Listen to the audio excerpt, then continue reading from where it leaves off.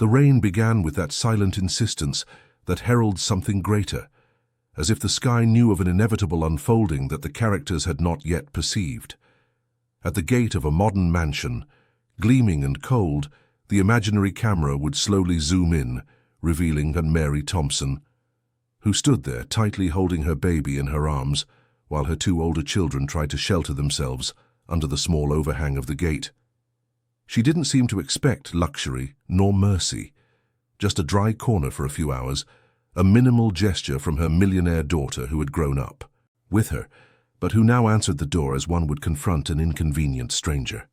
The short conversation, tinged with the wealthy woman's discomfort, ended with the gate slowly closing, leaving the mother under a rain that grew heavier with each passing second, while the mansion's sparkle behind her seemed to mock the contrast between abundance and abandonment. The camera would descend to the woman's feet, showing water accumulating in puddles, soaking the hem of her skirt, while the children, not fully grasping the cruelty of the scene, silently questioned what they would do now. Before we dive into this story, leave your comment with a rating from 1 to 10 and tell us what city you're following us from. May this moment bring reflection and emotion to your heart. The intercom still echoed in Mrs. Thompson's wake was head when the gate clicked shut decisively. Her daughter, Patricia Davis Albright's voice had sounded distant, almost unrecognizable, as if from another world where mothers didn't exist on rainy days carrying 3 children and a broken suitcase. "Mother, it's not a good time," she had said through the cold metal, and those words seemed to carry enough weight to push the entire family away. From that place that was once home, little Noah, just 2 years old, whimpered in her arms, wet and confused, while Olivia, 7, and Michael, 9, clung to her skirt as if she were the only solid thing in a world that seemed to be collapsing. The rain gave no respite. It fell thick and insistent, turning the street into small rivers that rushed towards clogged storm drains. Mrs. Thompson pulled her shawl over the baby's head and tried to think of the next step. There was no next step, at least none that made sense. 3 months ago, when her husband died in a construction accident, she still believed her daughter would welcome her with open arms. After all, Patricia had grown up in that simple house that Mrs. Thompson had managed by working as a housekeeper and raising her children alone. The girl was always smart, studious, got a scholarship to college, and then a job at a big company. When she married the attorney, she bought that mansion in the affluent neighborhood and seemed to have forgotten where she came from. But a mother never forgets. No mother ever does. "Mommy, I'm cold," Olivia whispered, her small voice trembling as much as her tiny body. "I know, sweetheart. We'll find somewhere warm." A lie. She didn't know of anywhere.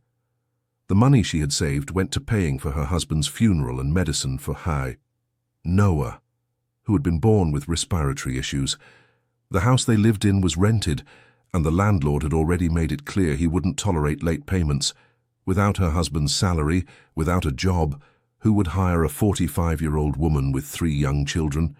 She found herself on the streets with nothing but the clothes on her back and a faith that seemed to diminish with every drop of rain. The neighborhood where Patricia lived was no place for people like her. The enormous houses with high walls and perfect gardens seemed to look with disdain at that disheveled family walking down the sidewalk. A security guard from one of the mansions watched her suspiciously until she turned the corner. Michael held her hand tightly, as if he feared she too would disappear like his father. "Where are we going, Mom?" The boy's question echoed in her chest like a punch. Where indeed? She had no family apart from the daughter who had just slammed the door in her face. Her friends, few as they were, also lived in tight circumstances, some in worse conditions than her own. The big city was merciless to those who had nowhere to lay their head. The rain intensified even more, if that was possible. The wind began to blow hard, pushing the water sideways, wetting places that had previously been sheltered.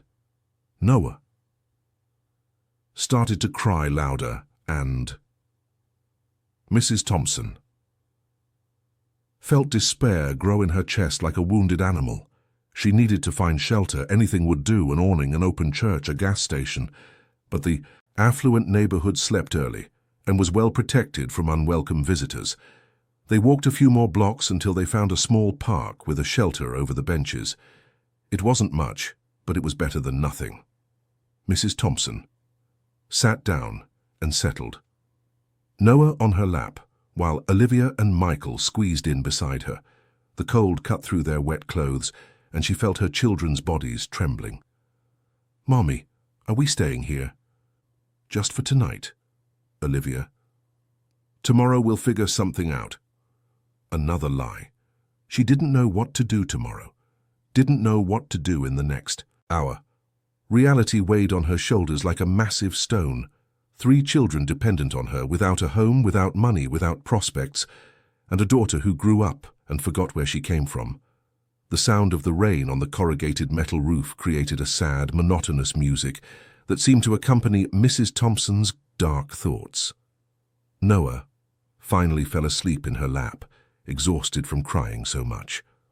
Olivia and Michael dozed leaning against her, and for a few minutes she allowed herself to close her eyes too. When she woke up, the rain had stopped, but the cold remained biting. The sky was beginning to lighten with the grey tones of dawn. Noah, too, had a fever. She could feel the warmth of his small body through his wet clothes. Her heart pounded. If the boy got sick, if he needed a doctor, medicine. No, she couldn't think about that now. She slowly got up, trying not to wake the other 2. She needed to think, to do something. Staying there in the park wasn't an option. Soon people would pass by, maybe call the police, maybe take the children to a shelter and separate the family. That possibility terrified her more than hunger or cold. Across the park, an elderly woman swept the sidewalk in front of a small house. Mrs. Thompson hesitated, then gathered her courage and approached. "Excuse me, ma'am." The woman looked up, saw their situation, and immediately hardened her expression. "I don't give handouts. Go find social services." "I'm not asking for handouts. I just wanted to know if you know anywhere where—" "I don't know anything, and you'd better leave before I call the police." The door slammed shut, and Mrs. Thompson stood there, feeling her world collapse a little more. She returned to the bench where the children slept and tried to organize her thoughts. The money she had in her pocket would buy a snack and maybe bus fare. But bus fare to where? It was then that she remembered the road leading out of the city, towards the countryside. She had heard that there were farms out there, simpler people, perhaps more willing to help a struggling family. It was a faint hope, almost non-existent, but it was all she had. The sun began to appear between the clouds when she woke. Olivia. And for Michael. Noah still had a fever, but at least he had stopped crying. She explained to her children that they were going for a walk, that they might find a better place to stay. "An adventure, Mom?" asked Michael, trying to sound brave despite the fear in his eyes. "Yes, son, an adventure." And so they began to walk towards the edge of the city, carrying only a damaged suitcase and a hope that seemed to diminish with each step. The road leaving the city seemed endless under the morning sun. Mary Thompson carried Noah in her arms, feeling the weight increase with each mile, while Olivia and Michael walked beside her with already tired legs. The asphalt gave way to gravel, then to a dirt road, and finally to a dirt path that snaked between green fields and low hills. Noah was worse. His fever had risen, and he barely woke up, only moaning softly when she shifted his position in her arms. Olivia began to limp. Her shoes were hurting her swollen feet from the walk. Michael, always the strongest of the 3, tried to carry the suitcase, but it dragged on the ground, kicking up dust. "Mom, how much further?" "I don't know, son, but we'll get there soon. Lie number 3 or 4. She'd lost count of how many times she had lied to her children since they left the city. She had no idea how far they had to go because she didn't know where they were going. She just followed the road, hoping to find someone, somewhere, something that could offer shelter to a desperate family. The sun climbed higher in the sky, and the heat began to beat down. Her wet clothes from the night before now clung to her body with sweat. Noah was burning with fever, and Mary Thompson felt despair grow in her chest like a hungry beast. She needed help. She needed a miracle. That's when they saw the first house. It was small, simple, with a wooden porch and a neglected garden. A middle-aged man was mending a fence in the back. Mary Thompson took a deep breath and approached the gate. "Excuse me." The man looked up, saw the disheveled family, and walked over to them. "Can I help you?" "Sir, do you happen to know of any place around here where we could stay for a few days? I have 3 children. We just came from the city and—" The man interrupted her with a wave of his hand. "Look, Mom, I can't help. I can barely make ends meet myself. But if you follow this road, about 2 miles, there's Mr. Miller's farm. He's a bit of a loner, but he's a good person. Maybe—" Thank you so much." 2 miles, with Martin Noah. Sick and the children exhausted, it seemed like an eternity, but it was a direction, a goal. It was better than wandering aimlessly. The walk continued more slowly now. Olivia began to cry softly. Her feet were raw. Michael tried to be strong, but she saw the effort he made not to break down too. And Noah was getting worse and worse. "Mom, Noah's really hot," Olivia said, touching her little brother's forehead. "I know, sweetheart. We'll get somewhere that can help him soon." Clouds began to form again on the horizon. Mary Thompson looked at the sky with a heavy heart. If it rained again, if they were exposed to the rain with Noah sick, she didn't even want to think about the consequences.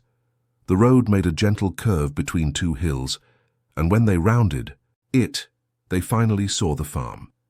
It was larger than the previous house, with a main exposed brick building and several smaller ones scattered across the property.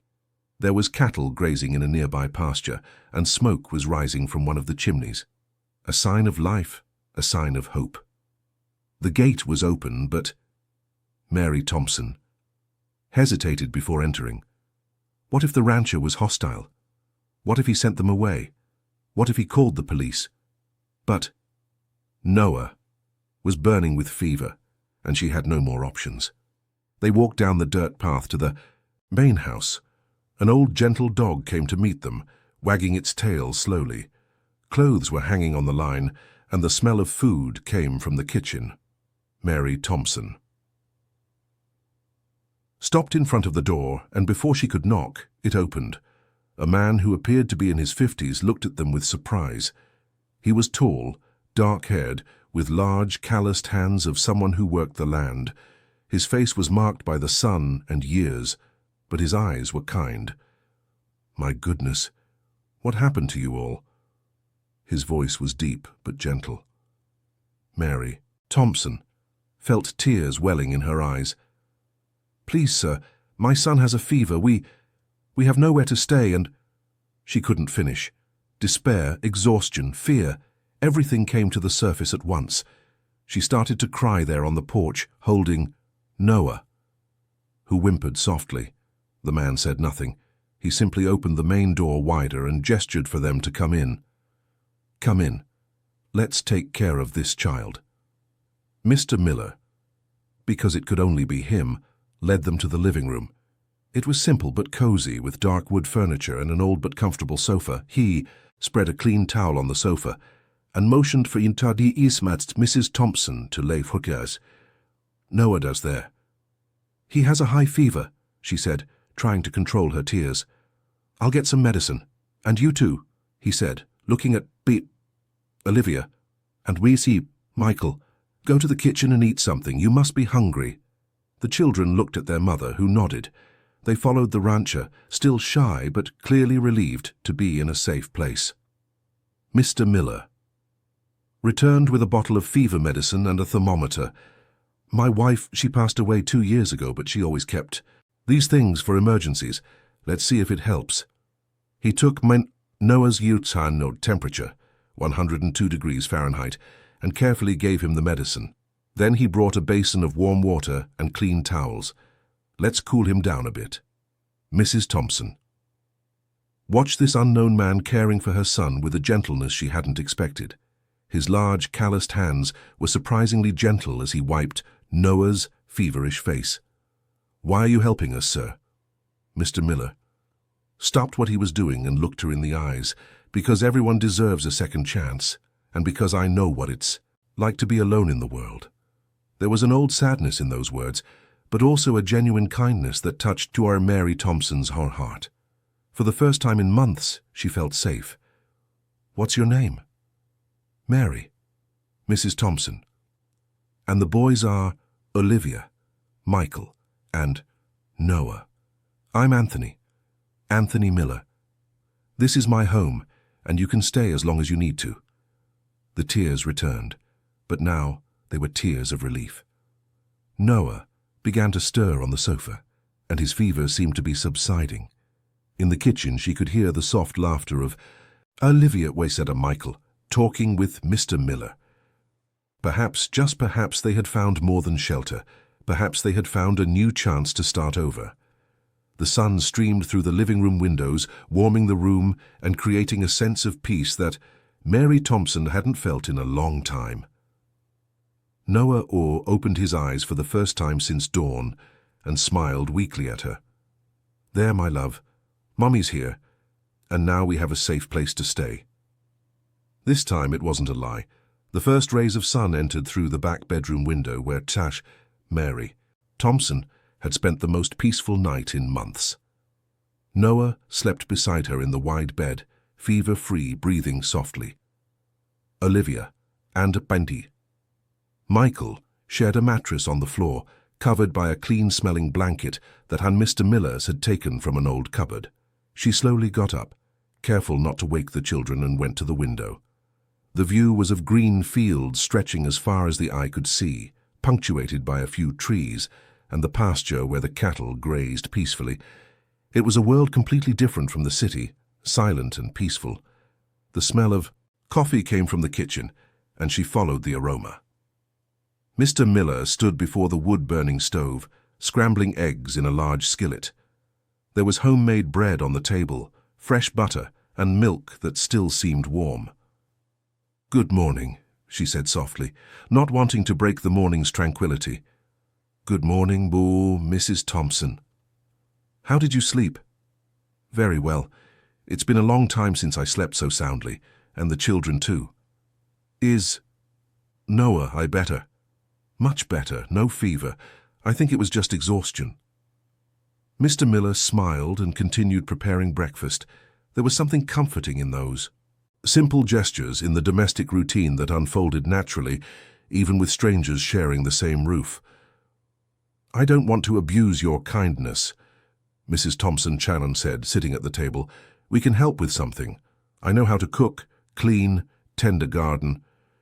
You don't need to worry about that now. First you all rest, recover. Then we'll see. The children appeared in the kitchen gradually, still sleepy, but visibly more rested. Noah was alert, curious about the new environment. Olivia and Michael sat at the table with some shyness, but their stomachs rumbled when they smelled the food. Help yourselves, Mr. Miller said, serving scrambled eggs in deep plates. There's no shortage of food here, thank goodness. Michael was the first to relax completely.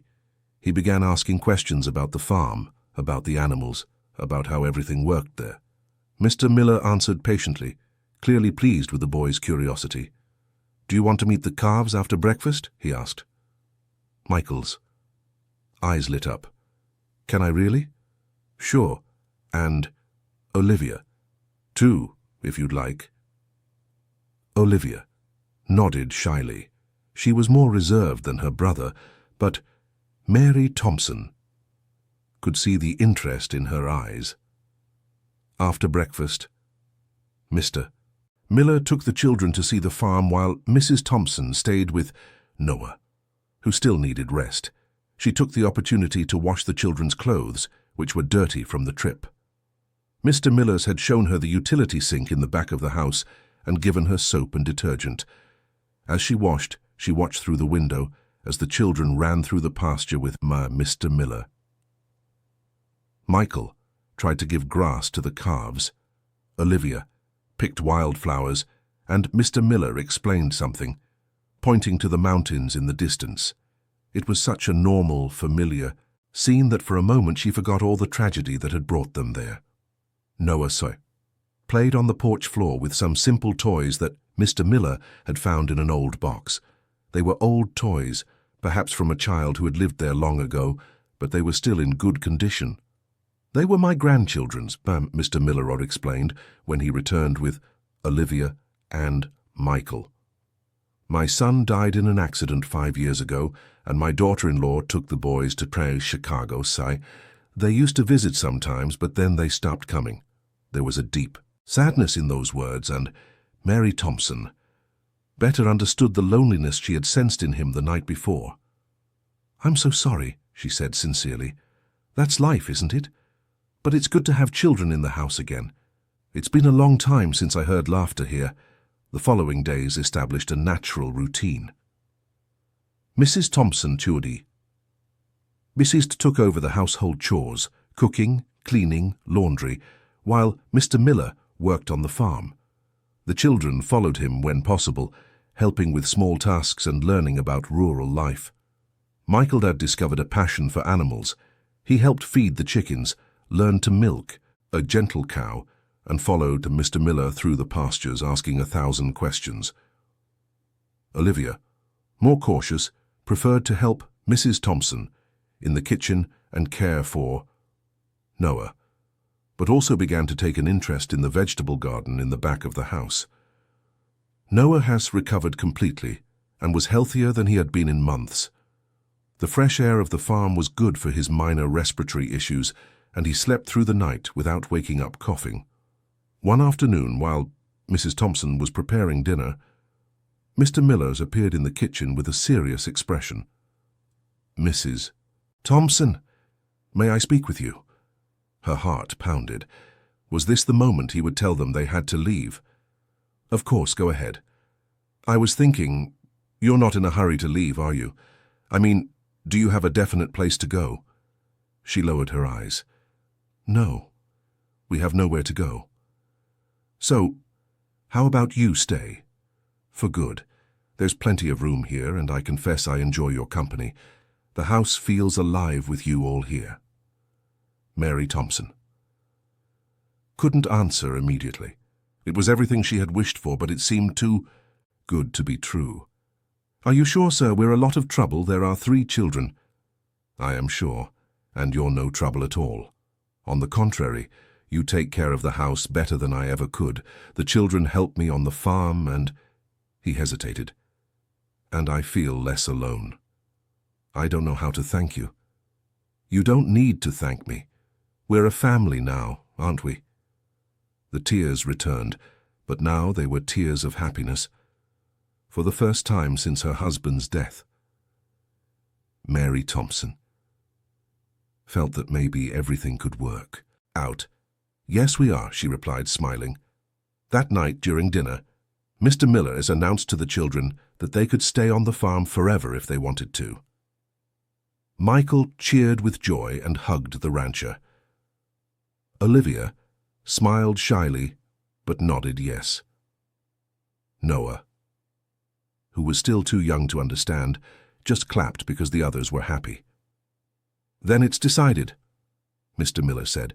"Tomorrow we'll go to town to get the children's paperwork for the country school in order, and Mrs. Thompson can officially help me with the farm duties." "School?" asked Olivia, excited. "Yes, there's a small country school nearby. It's small but good. You'll like it." Mary Thompson looked around the table, the 3 happy children.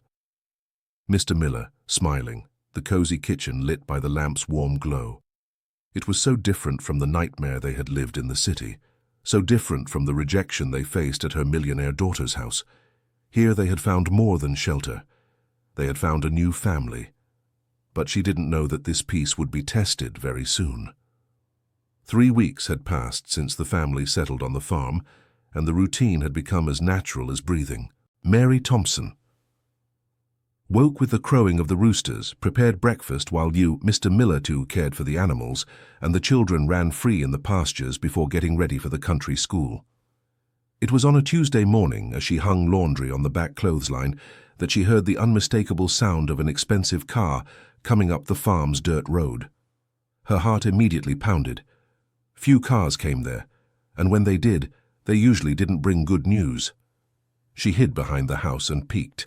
It was a gleaming black BMW, completely out of place in that rural setting. When the door opened, Mary Thompson felt her world collapse. Patricia Davis Albright stepped out of the car, impeccable in her designer suit, dark sunglasses and high heels that sank into the dirt. Her daughter had found her. Mary Thompson ran inside the house, her heart beating so hard it felt like it wanted to burst from her chest. Noah was playing on the living room floor with his toys, oblivious to the approaching drama. Olivia and Michael were at school, thank goodness. The knock on the door was firm, imperative. Mary Thompson took a deep breath before opening. "Hello, Mother." Patricia's voice was cold, controlled, as it always was when she wanted to assert superiority.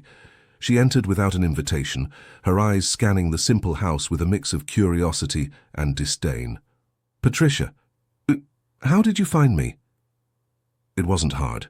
A woman with 3 children asking for help in a rural area doesn't go unnoticed. I talked to some people, followed the clues.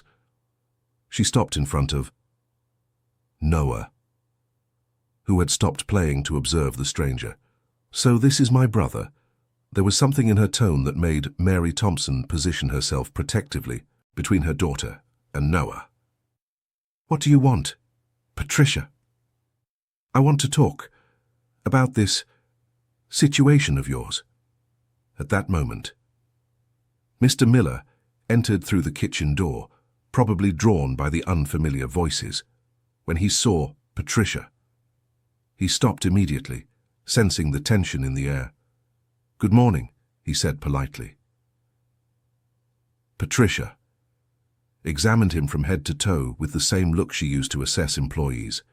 "You must be the owner of this property." "Anthony Miller, and you are." "Patricia Davis Albright, her daughter."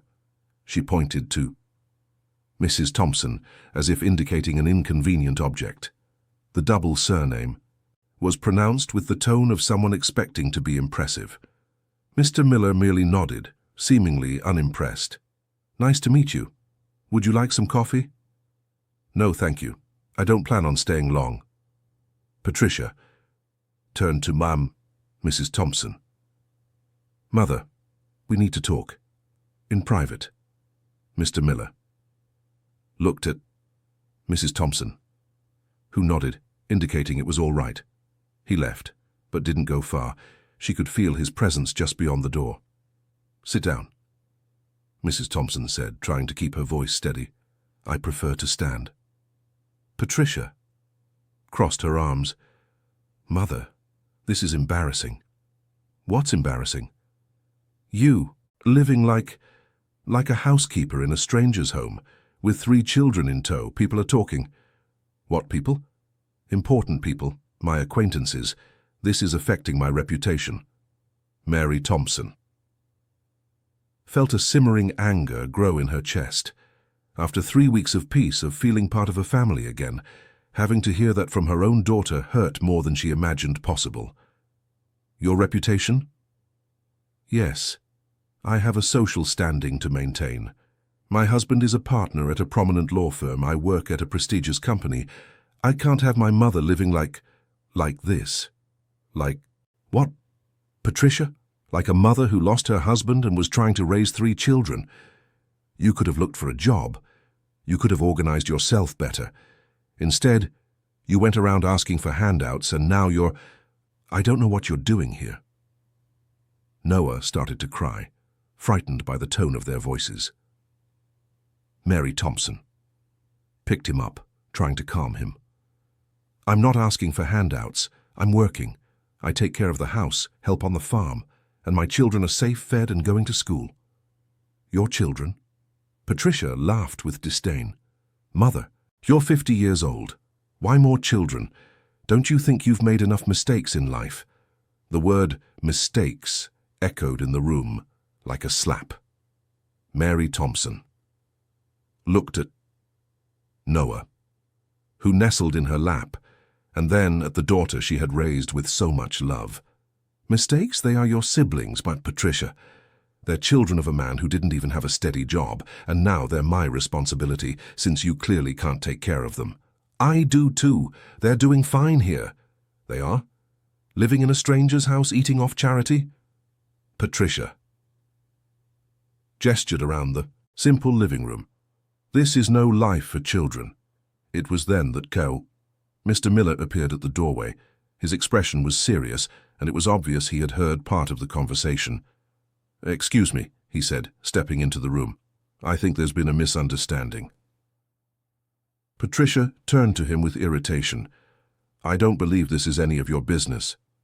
"It is my business, because this is my home. And Mrs. Thompson is not living off anyone's charity. She works here, takes care of the house, and I pay her a fair wage for it." It was a lie, and everyone knew it. Mr. Miller was trying to protect Mary Thompson's dignity in front of her cruel daughter. "Oh, really? And how much do you pay?" Mr. Miller didn't hesitate. $2,000 a month, plus room and board for her and the children. Patricia raised her eyebrows. $2,000 for housework? To take care of a large house, cook, do laundry, iron, tend the garden, and even help with the animals when needed. Worth every penny. Mary Thompson looked at Mr. Miller with gratitude. He was lying shamelessly to protect her, and she knew that if Patricia accepted that version, maybe she would leave them in peace, but she knew her daughter too well to have hope. "I see," Patricia said, with a smile that didn't reach her eyes. "Then you wouldn't mind showing me the employment contract, the pay stubs? After all, there are labor issues involved." Mr. Miller paled slightly, but maintained his composure. "Of course I don't mind. I can provide all the documentation." "Great, because I'll want to see everything, and if everything isn't in order—" She paused dramatically. "Well, there are competent authorities to handle irregular situations involving children." The threat was clear. Mary Thompson felt her blood run cold. "You wouldn't do that," she whispered. "I would do whatever is necessary to protect my siblings from an unsuitable situation." Patricia picked up her purse. "I'll be back next week. I hope you've provided all the documentation. Otherwise—" She didn't finish the sentence. She didn't need to. She left the house without a goodbye, her high heels clacking on the wooden floor like a countdown. When the sound of the car faded away, Mary Thompson collapsed into a chair, still holding Noah. Mr. Miller approached and placed a gentle hand on her shoulder. "We'll figure something out," he said. "I won't let her separate you." But Mary Thompson knew that Patricia had power, money, and connections, and that when she decided to destroy something, she usually succeeded. The farm's peace had been shattered. From now on, it would be a war. The week that followed, Patricia's visit was one of constant tension. Mary Thompson could barely sleep, and when she did, she was tormented by nightmares where men in suits took her children away. Mr. Miller noticed her state and did what he could to reassure her, but both knew they were in a delicate situation. "We need to resolve this properly," he said one morning, while they had coffee before the children woke up. "I'm going to town to speak with an attorney." "With what money? And lawyers are expensive." Mr. Miller: "I can't let you spend your savings on me." "Mrs. Thompson, listen to me." He stopped stirring his coffee and looked into her eyes. "You are my family now, and we protect family, no matter the cost." Tears came to her eyes.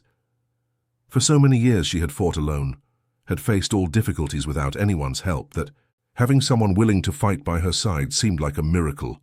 But what if it doesn't work out? What if she actually manages to take the children?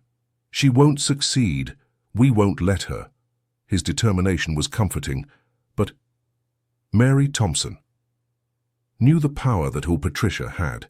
She knew the daughter she had raised, intelligent, ambitious, unscrupulous when she wanted something, and now she wanted the children, not out of love, but out of wounded pride. When Olivia and Michael came down for breakfast, she tried to act normally, but the children were too smart not to notice that something was wrong. "Mom, are you sad?" asked Olivia, always the most observant of the three. "No, sweetheart, just a little tired." Michael approached and gave her a tight hug. "If someone's bothering Mom, I'll protect her. I already know how to take care of the calves and chickens. I'm strong." Mary Thompson's heart broke a little. Her 9-year-old son trying to be the man of the house, offering protection with his small, childlike hands.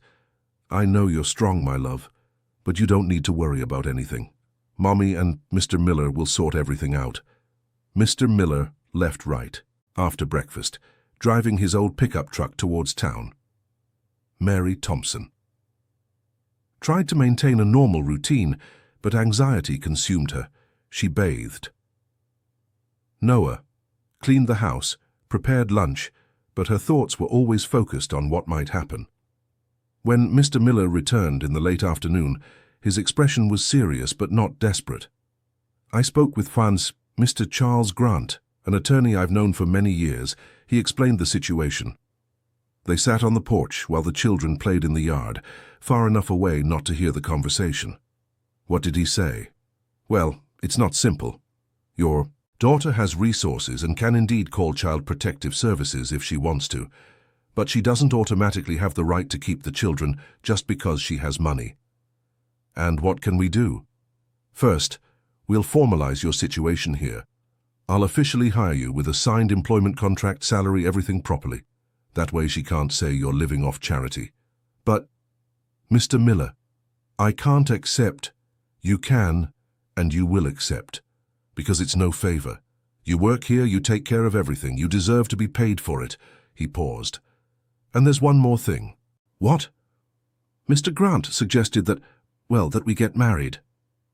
Mary Thompson was speechless. Marriage? She had barely known Mr. Miller for a month. It was true that she felt safe with him, that she had begun to nurture a deep affection for that kind man, but marriage was a very serious thing. "I know it sounds crazy," he continued, seeing her expression, "but think about it. If we're married, the children would have a stable home with a father and a mother. It would be harder for your daughter to argue that they're in an irregular situation. And you want to marry me? Even with 3 children, even with all these problems?" Mr. Miller looked at her with an expression she had never seen before. There was affection there, but also a vulnerability he rarely showed.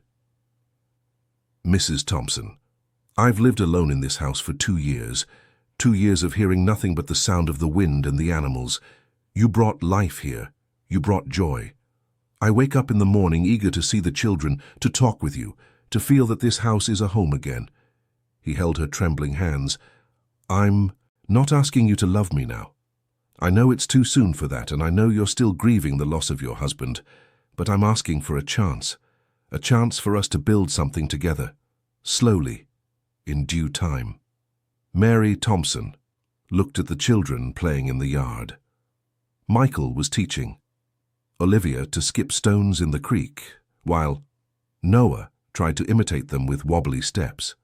It was such a normal, familiar scene that for a moment she managed to forget all the storm that was approaching. What if it doesn't work out? What if we regret it? Then we'll talk like adults and resolve it in the best way for everyone. But I have faith it will work out.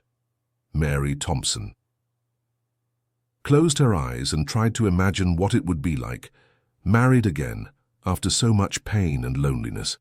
Married to a man who had appeared in her life like an angel in the midst of a storm. The children, will they accept it? Why don't you ask them?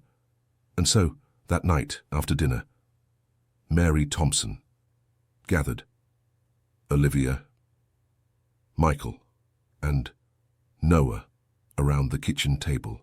Mr. Miller was there, too more nervous than she had ever seen him. "Children. Mr. Miller and I have something important to talk to you about." Michael frowned. "Did we do something wrong?" No, you didn't do anything wrong. It's about, well, about our family." "Our family?" Olivia looked confused. "Do you like living here on the farm?" "I love it," exclaimed Michael. "It's better than the city." "I like it too," Olivia said softly. "It's quiet and safe." Noah just clapped his hands, not quite understanding what was happening. "So, what do you think about the idea of staying here forever? For real, like a true family?" Michael was the first to understand. His eyes lit up. "Is Mr. Miller going to be our dad?"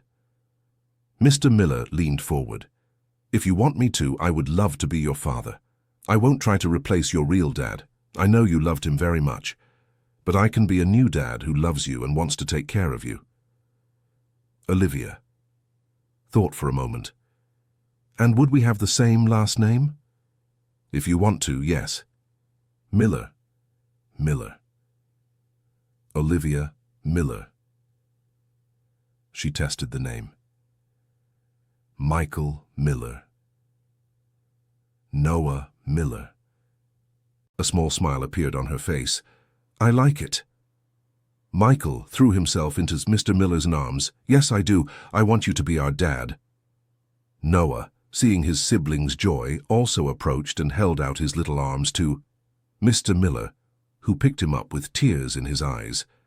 "So it's decided," Mary Thompson said, her voice thick with emotion. "We're going to be a family." The next morning, they all went to town together.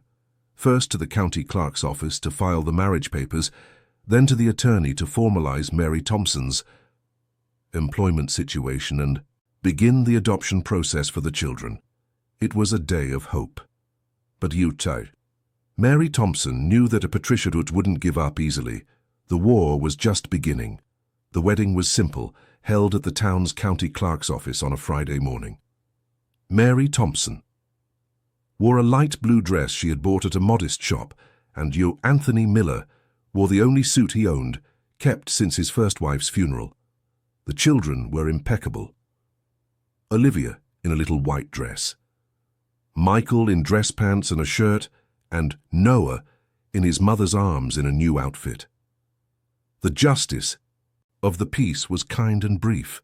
When he pronounced the words, "You are officially married," Michael shouted, "Hooray!" and began to applaud, making everyone laugh. Olivia hugged her mother. Anthony respectfully kissed Mary Thompson's forehead, and Noah babbled something that sounded like approval. "Now we're a real family," Michael whispered, and in that moment, everyone knew it was true. The drive back to the farm was joyful, with the children humming songs they had learned at the country school. Mary Thompson. Now officially. Mary Miller observed the familiar landscape through the pickup truck window and felt a peace she hadn't experienced in a long time. They had done it. They were a legal family now, protected by laws and documents, but the peace lasted only until Monday morning. Patricia arrived exactly as she had promised, but this time she wasn't alone.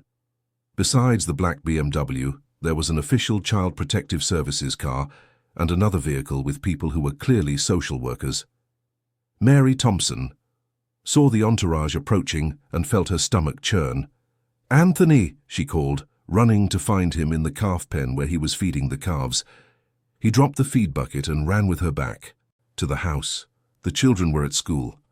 At least that was fortunate. They wouldn't have to witness what was coming. Patricia got out of the car with the same arrogant pose as the week before, but now there was cruel satisfaction in her eyes. She knew she held power. "Good morning, Mother Anthony." The officials followed her, a middle-aged social worker, a Child Protective Services agent, and a man who introduced himself as Patricia's attorney. "Mrs. Miller," said the social worker politely, I'm Sams, Victoria Stone.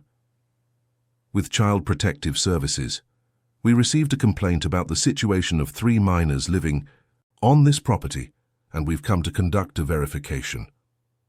Mary Thompson felt her legs go weak, but Mr. Miller had stepped forward. What kind of complaint? Allegations that the children are living in inadequate conditions without proper documentation, possibly in a situation of risk. Patricia's attorney opened a folder. We have information here that Mrs. Thompson was homeless with 3 minor children, was found asking for handouts in the rural area, and is currently living off charity on Mr. Miller's property without any legal formalization. That's not true, Mr. Miller said firmly. My wife works here regularly with a formal employment contract. Your wife? The social worker looked surprised. Mary Thompson showed the marriage certificate. We got married last week. Patricia visibly paled. That clearly wasn't in her plans. A marriage of convenience, exclaimed her attorney. Obviously arranged to escape the irregular situation. Prove it. Mr. Miller said calmly. The social worker examined the documents they presented: marriage certificate, signed employment contract, proof of the children's enrollment in the country school, even the documentation for the adoption process that was underway. It seems everything is in order, she murmured. But Patricia began. But nothing, said the Child Protective Services agent, who had remained silent until then. Ma'am, the complaint you filed appears to have been motivated by personal issues, not by genuine concern for the children's well-being. That's absurd. I'm their sister. And yet, the social worker observed, you never offered to care for them when they were in need. As I understand it, you slammed the door in your own mother's face on a rainy night. Patricia turned red with anger. You don't understand the situation. We understand perfectly, Mr. Miller said, finally losing his patience. You didn't want to take responsibility for your family when they needed you, but now you want to separate them from those who truly care for them.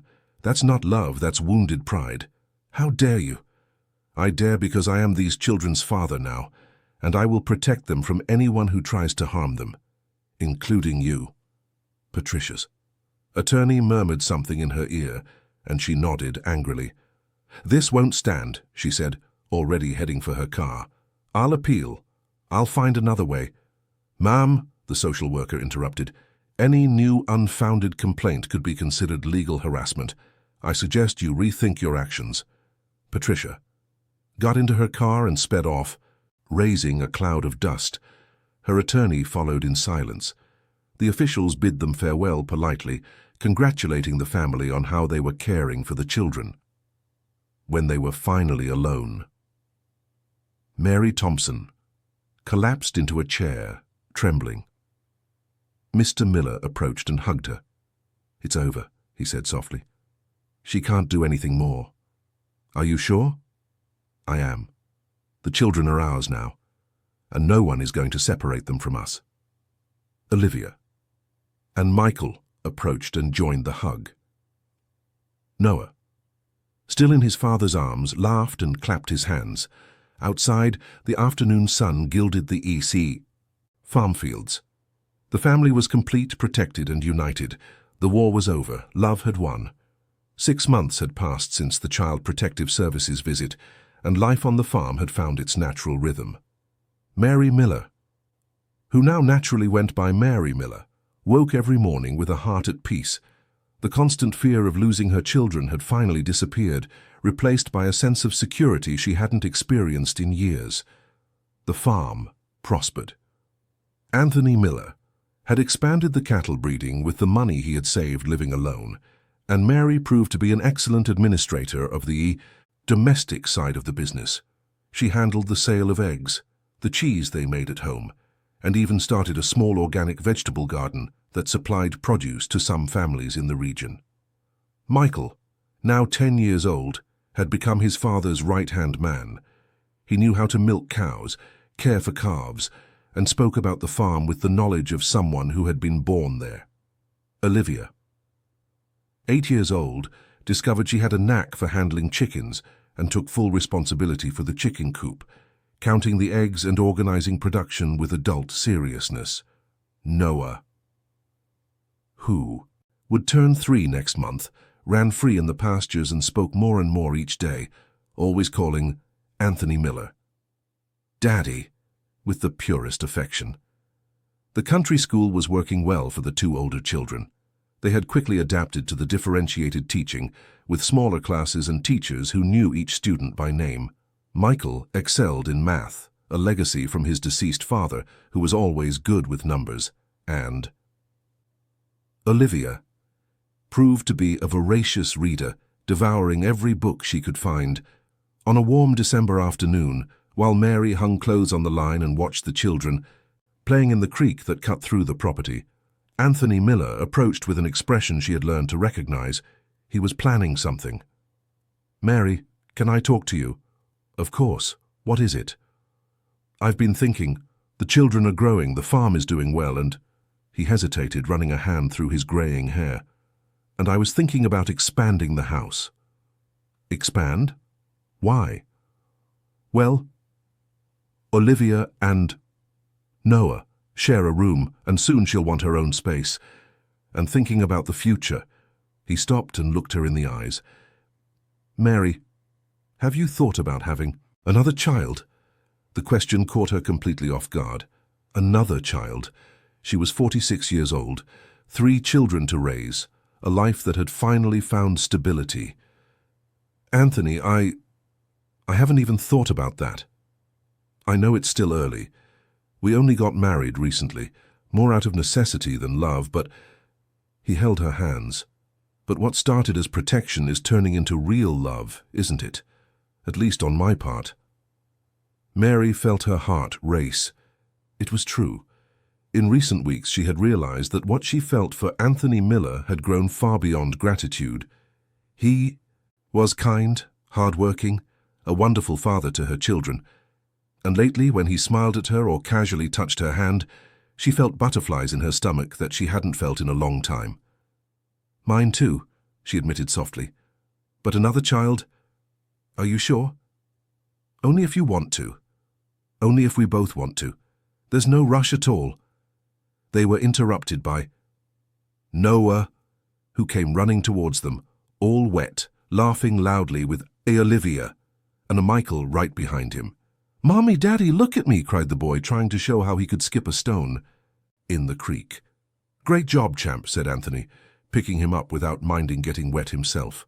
Observing the scene, her husband playfully interacting with Noah, Olivia, and Michael, splashing happily in the creek, the golden afternoon sun illuminating everything with a magical light. Mary felt a wave of happiness so intense it almost overwhelmed her. Yes, perhaps another child really was a good idea. That night, after putting the children to bed, they sat on the porch as they had grown accustomed to doing every evening. It was a moment of peace, of quiet conversation, of planning the next day. "Anthony," she said suddenly, "about what you said today—" "About the room for Olivia?" "No, about us having a child." He stopped rocking in the rocking chair and looked at her with complete attention. "So? What do you think?" "I think that would be beautiful. A child of ours. Both of ours." The smile that spread across his face lit up the dark porch. "Are you sure?" "I am. Not now. Not yet. But in the near future? Yes. I do." They kissed there on the porch, under the stars, and it was the first true kiss they had exchanged since their wedding. It wasn't a kiss of overwhelming passion, but of mature love, of companionship, of 2 adults who had found in each other not just a partner, but a true life companion. A few weeks later, Mary received a letter that surprised her completely. It was from Patricia. "Mother," the letter read, "I know I have no right to expect forgiveness, but I would like to speak with you. Personally, some things have changed in my life, and I would like to try to mend the mistakes I made. If you permit, I would like to visit you." Without attorneys, without authorities, without ulterior motives. Just a daughter who wants to reconcile with her mother, Patricia. Mary read the letter 3 times before showing it to Anthony. He was cautious in his response. It could be a trap. It could, but it could also be sincere. And she is my daughter, Anthony, despite everything. The decision is yours, but if she comes here and tries anything, you'll protect us. I know that. Patricia's visit was scheduled for a Saturday afternoon. She arrived alone driving the same BMW, but there was something different about her. She was thinner, less impeccable than before. She brought a basket of gifts, toys for the children, sweets, some clothes. Hi, Mother. Hi, Patricia. Come in. The conversation was tense at first. Patricia apologized, explaining that she had been through some personal problems. Her husband had filed for divorce. The company she worked for had experienced cutbacks, and she was re-evaluating her priorities in life. I was wrong, she said, with tears in her eyes. Completely wrong. When I saw you all here last time, I saw how happy the children were, how they had found a true home, and I was jealous. Jealous? Jealous of your happiness. I have everything money can buy, but I don't have what you have here. True love. A real family. Olivia. And? Michael appeared in the living room, curious to meet the well-known sister they had heard so much about. Noah, more suspicious, hid behind Anthony's legs. These are the children, Mary said. They're beautiful. Patricia whispered, and this is Noah. The boy nodded shyly. Hi, Noah. I'm your sister, Patricia. Mom, Olivia said softly. Is she really our sister? Yes, sweetheart. She's my oldest daughter. The one who wouldn't let us in when it was raining. And awkward silence fell. Patricia lowered her head. Yes, she said. I was very cruel to you all that day, and I regret it every day. Why were you mean? Michael asked with childlike bluntness. Because I was scared. Scared that people would know I came from a simple family, scared of losing the things I had achieved, but I learned that material things are worth nothing if you don't have love. Noah Dan moved a little closer and offered one of his toys to Patricia. It was a small gesture, but it deeply touched the young woman's heart. The visit extended. Throughout the afternoon, Patricia played with the children, helped prepare dinner, and for the first time in years seemed truly relaxed. When it was time to leave, she hugged her mother with tears in her eyes. Can I come back another day? You can. You're always welcome here. And Mother, thank you for giving me another chance. After she left, Mary sat on the porch with Anthony and the children. Will she really come back, Mom? Asked Olivia. I think so, and if she does, we'll welcome her warmly. Like a family, Michael said. Like a family, Anthony agreed. Noah, tired from the day's many emotions, fell asleep in his father's arms under the stars. The farm was silent, except for the gentle sound of the wind in the trees and the distant lowing of the cattle. It was a perfect night, a night that marked not only the healing of a fragmented family, but the beginning of something even greater, the promise of a future full of love, forgiveness, and second chances. What had begun with relentless rain and a closed gate had transformed into a story of redemption that would touch the hearts of all who heard it. And the best was yet to come. A year and a half after the wedding, the farm had completely transformed. What was once the quiet property of a lonely man now buzzed with life, laughter, and constant activity. Anthony had expanded the house as promised. Olivia now had her own room, decorated with flowers she herself had painted on the walls, and there was even an extra room awaiting a future occupant. Mary discovered she was pregnant one March morning when she woke up nauseous and dizzy. The test confirmed what her heart already suspected. At 47 years old, she would carry another child. Anthony cried with joy when she told him the news. and the children were euphoric at the prospect of a baby brother or sister. "It's going to be a girl," Olivia declared with childlike absolute certainty, "and she's going to be named Hope." "No, it's going to be a boy," Michael countered, "and he's going to be named Anthony, after Dad." Noah, now 3 years old and talking non-stop, had a different opinion. "Gonna be baby." The pregnancy progressed smoothly. Mary worked less strenuously on the farm but continued to care for the house and the administrative side of the business. Patricia had returned a few times to visit, and little by little the relationship between mother and daughter healed. She had officially divorced and was completely rethinking her life. "Mother," she said during one of these visits, watching Olivia teach Noah to plant seeds in the garden, "can you forgive me for everything I did? I forgave you a long time ago, my daughter. How? How can you forgive such cruelty?" Mary smiled, caressing her belly that was starting to show. "Because I learned that holding on to grudges is like carrying rocks in your pockets. It just makes you walk slower and get more tired." It was in late September that Eleanor Miller was born, a rosy and healthy baby girl who came into the world on a sunny morning, with Anthony holding Mary's hand at the city hospital and the children waiting anxiously on the farm with the neighbor who was caring for them. When they brought Eleanor home, the farm filled with even greater joy. Olivia named herself Mommy's first assistant.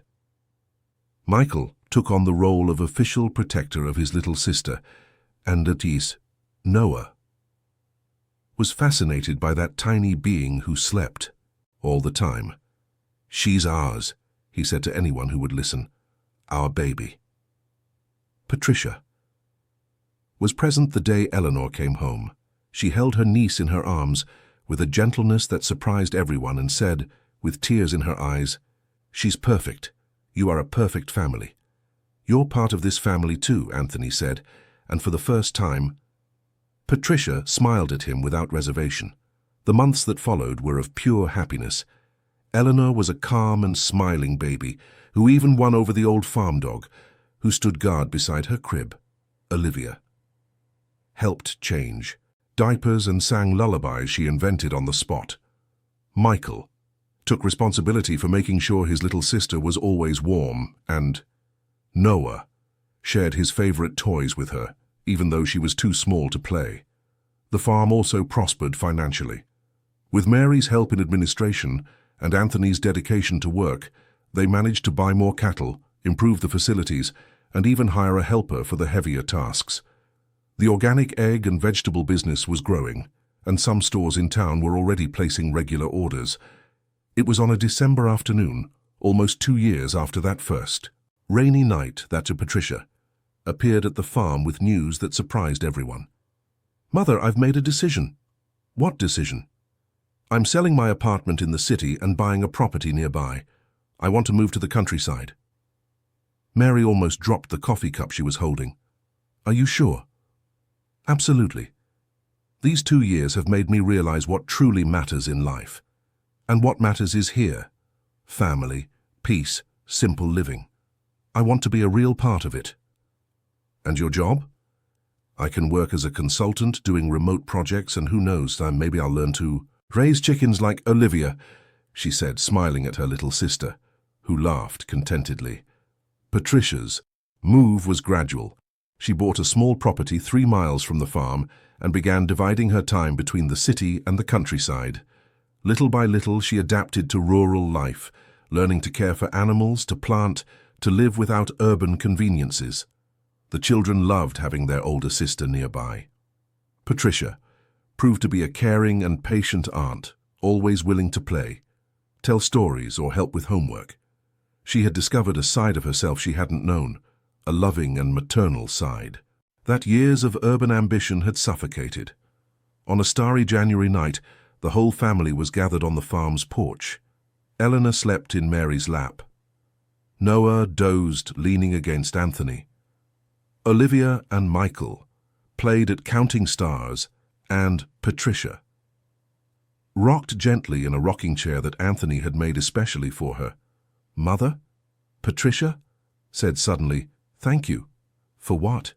For giving me the greatest example of love I've ever seen in my life, for showing me that being a mother isn't about having perfect children. It's about loving your children unconditionally, even when they make big mistakes. We all make mistakes, my daughter. The important thing is to learn and grow. I learned, and I want to be half the woman you are. Anthony smiled in the dark. You two are extraordinary women, and I am a lucky man to have you in my life. We're a lucky family, Michael corrected, who had stopped counting stars to listen to the adults' conversation. It's true, Olivia Sont agreed. We have everything: Dad, Mom, brothers, big sister, baby, home, animals, food. We're rich. Noah woke up just enough to murmur, rich in love. And it was true, they were rich in love, rich in togetherness, rich in happiness. What had begun as a tragedy, the father's death, the eviction, the rejection, the relentless rain, had transformed into a blessing greater than any of them could have imagined. Eleanor stirred in her mother's lap and smiled in her sleep, as if approving of the conversation she heard. Mary looked at her with infinite tenderness and thought about how surprising life was. 2 years ago she was desperate, aimless, carrying 3 young children with nowhere to lay her head. Now she was here, married to a wonderful man, with an older daughter who had found her way back, a healthy and happy baby daughter, and 3 children who knew the true meaning of family. You know what I think, she said, observing the stars shining over the farm. I think the Heavenly Father was watching over us since that first night. He knew exactly where he was leading us. Absolutely, Anthony replied, giving her a loving kiss on the forehead. And the best part is that our story is just beginning. They stayed there late, talking softly, laughing, making plans for the future. When they finally went inside, each carried a sleeping child to their respective room. Eleanor was placed in her crib with great care, and Mary stood for a few minutes just watching her sleep. The farm gradually quieted, embracing in its nightly hush a family that had proven true love can overcome any storm. And outside, the same gentle wind that 5 years earlier had brought the rain of change now blew softly through the trees, carrying with it the promise that when true love finds its place in the world, all storms turn into rainbows. 5 years had passed since the rainy night that changed everything. Mary was on the porch of the farm, holding Eleanor in her arms, now a 4-year-old girl as bright and talkative as all her siblings, watching. Michael, who at 15 had become a tall and responsible young man, teach. Noah. 8. How to mend a fence. Olivia. 13 helped Anthony separate the cattle in the corral with the skill of someone who had been born for that life. The farm had grown significantly. Now they had a small dairy factory, sold artisanal cheeses to several towns in the region, and Mary's organic vegetable garden supplied produce to 3 local supermarkets. Patricia, who had definitively settled in the rural area, ran a rural tourism business on her property and was a present and affectionate aunt to all her nieces and nephews. That Saturday morning, they were preparing for a special celebration. It was Mary and Anthony's 5th wedding anniversary, and the whole family was gathering to celebrate. Even some dear neighbors had been invited. The Miller family had become beloved by the entire rural community. "Mommy," Eleanor said, playing with her mother's hair, "tell me the story again of when we first arrived here." Mary smiled. Eleanor loved hearing that story, even though she had heard it dozens of times. "It was a very heavy, rainy night," Mary began, in the voice that had become familiar to all her children when telling stories. "Mommy was with you 3, with Olivia, Michael, and Noah, walking in the rain with nowhere to stay." "And then you found Daddy's house," Eleanor completed, knowing the story by heart. "And then we found Daddy's house," Mary confirmed, looking lovingly at Anthony, who was approaching from the corral. "And he opened the door and gave us shelter. And you fell in love." "Slowly," Mary laughed. "First we got to know each other. Then we became a family. Then we fell in love. And then I was born. And then you were born to complete our family." Anthony reached the porch with Olivia danced beside him, both sweaty from the morning's work, but satisfied. "What are you two talking about?" he asked, kissing Mary's forehead and tickling Eleanor. Eleanor wanted to hear our story again. "Oh, our favorite story," Olivia said, flopping into a chair. "The story of how we became a family." "A real family," Michaels added, who had approached with Noah. Noah, now a bright and energetic boy, climbed onto his father's lap. "Daddy, do you remember when I was tiny and you found me sick?" "Of course I do, champ. You had a high fever and your mum was very worried. And you took care of me as if I were your real son." "You are my real son," Anthony said, hugging the boy. "All of you are." At that moment, the sound of an approaching car made everyone look towards the road.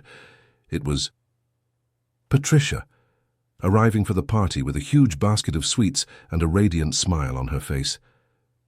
"Beautiful family," she cheered, getting out of the car. "How are my favorite nieces and nephews?" "We're Aunt Patricia's only nieces and nephews," Olivia's laughed, running to hug her. "Exactly why you're my favorites." Patricia had changed completely in recent years.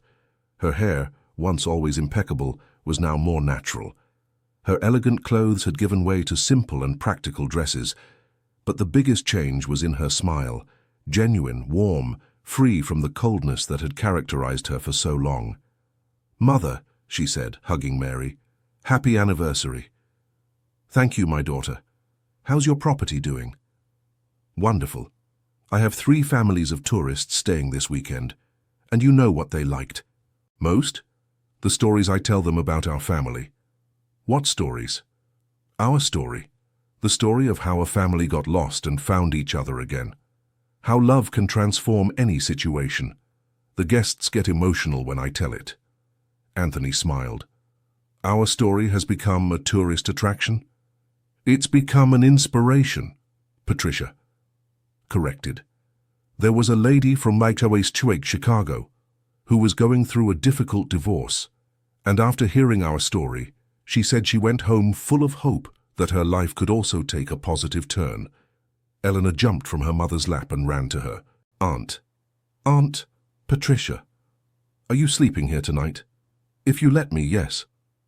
"We do," all the children shouted in chorus. The rest of the day was pure celebration.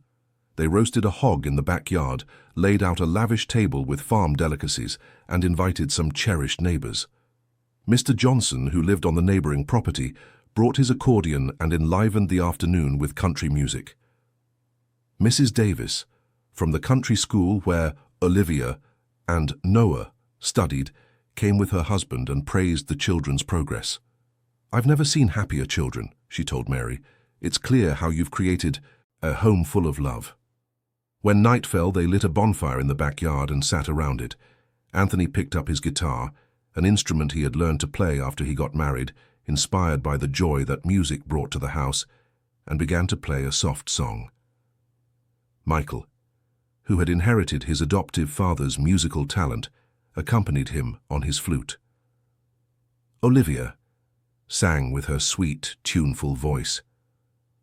Noah clapped in rhythm, and Eleanor danced in her mother's lap. "You know what I was thinking?" Patricia said, observing the scene. "If someone had told me 5 years ago that I would be here on this farm, truly happy for the first time in my adult life, I would have said it was impossible." "Why?" Noah asked, curious. "Because I thought happiness could be bought with money. I thought the more things I had, the happier I would be. And now? Now I know that happiness is built with love, with family, with people who truly care about each other." "Like us," Eleanor said, smiling. "Like you." Patricia confirmed, with tears in her eyes.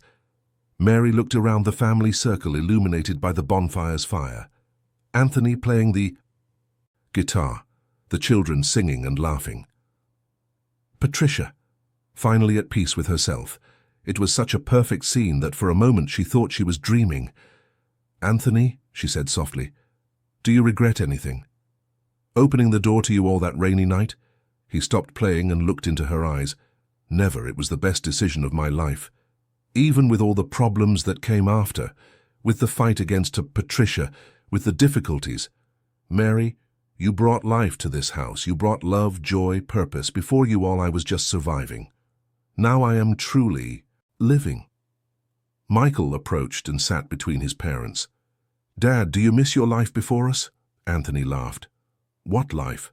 I woke up, cared for the animals, ate alone, worked alone, slept alone. That wasn't life. That was existence. Life is this here. It's waking up knowing I have a family waiting for me. It's hearing laughter throughout the house. It's having someone to share joys and worries with. And you, Mom? Asked Duffer. Olivia. Don't you miss anything from the city? Mary thought about the question. Did she miss the city, the urban conveniences, the life she had left behind? You know what I do miss, she finally said. Your real father.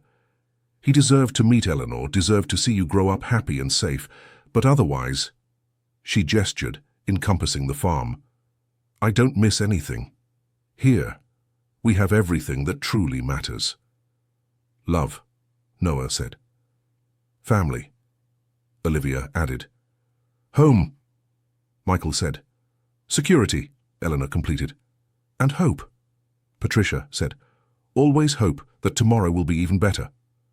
Anthony started playing again, now a more cheerful tune. The children got up and began to dance around the bonfire, laughing and clowning around. Patricia joined them, and soon everyone was dancing and singing under the stars. Mary remained seated, watching, with Eleanor in her lap, who had fallen asleep with all the day's joy. She looked up at the starry sky and offered a silent prayer of gratitude. Gratitude for the rain that had pushed them out of their comfort zone. Gratitude for the closed gate that forced them to seek another direction. Gratitude for the dirt road that led them to Anthony. Gratitude for every difficulty that made them stronger as a family. Thank you, she whispered to the stars. Thank you for turning our greatest tragedy into our greatest blessing. The party continued late, with stories, songs, and much laughter. When everyone finally retired for the night, the farm was filled with grateful and happy hearts. In the room she had now shared with Anthony for 5 years, Mary lay down and looked out the window at the moonlit fields. Anthony, she whispered in the dark. Our story ended well, didn't it? He turned and hugged her. Our story hasn't ended, Mary. It's just beginning. We have a lifetime ahead to write new chapters, with a happy ending, with a happy ending. And so on that starry night, on the farm that had become home to a family brought together by destiny and united by love, another day of happiness was complete. Outside, the same gentle wind that 5 years earlier had brought the rain of change now blew softly through the trees, carrying with it the promise that when true love finds its place in the world, all storms turn into rainbows. If this story touched your heart, like, comment, and subscribe. Stories like this deserve to be remembered.